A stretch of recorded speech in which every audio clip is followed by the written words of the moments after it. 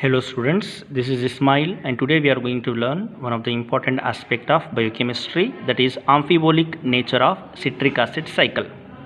As every one of you know that citric acid cycle or Krebs cycle is the final common oxidative pathway in the living cells. It means सारे biomolecules चाहे वो carbohydrates हो, amino acids हो या lipids हो, सारे finally citric acid cycle में oxidise होते हैं. So here in this citric acid cycle you can find both catabolic reaction as well as anabolic reaction. Catabolic means breakdown of some molecules and anabolic means synthesis of some new molecules. So both you can find, both the processes are equally important.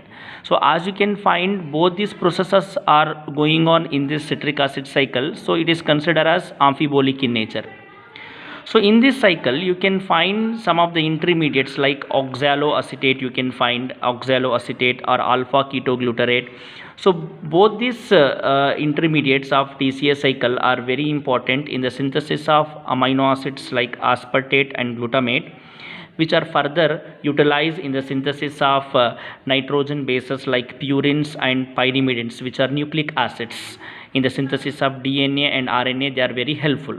Then another important intermediate is succinyl CoA. Succinyl CoA, it is utilized in the synthesis of porphyrins and heme, the important part of hemoglobin, which helps in the synthesis of RBC or erythrocytes.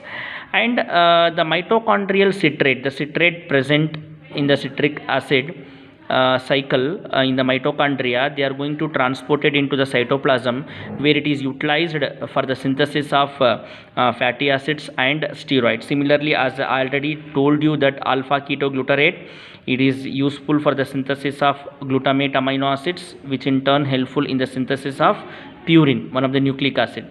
And succinyl CoA, it is utilized for the heme production. Malate and oxaloacetate are helpful in the regeneration of pyruvate, and oxaloacetate, it helps in the synthesis of amino acid aspartate, which in turn it utilized for the synthesis of purines and pyrimidines. So in citric acid cycle you can find the breakdown of some molecules as well as synthesis of some new molecules you can find through this cycle. That's why it is considered as amphibolic pathway.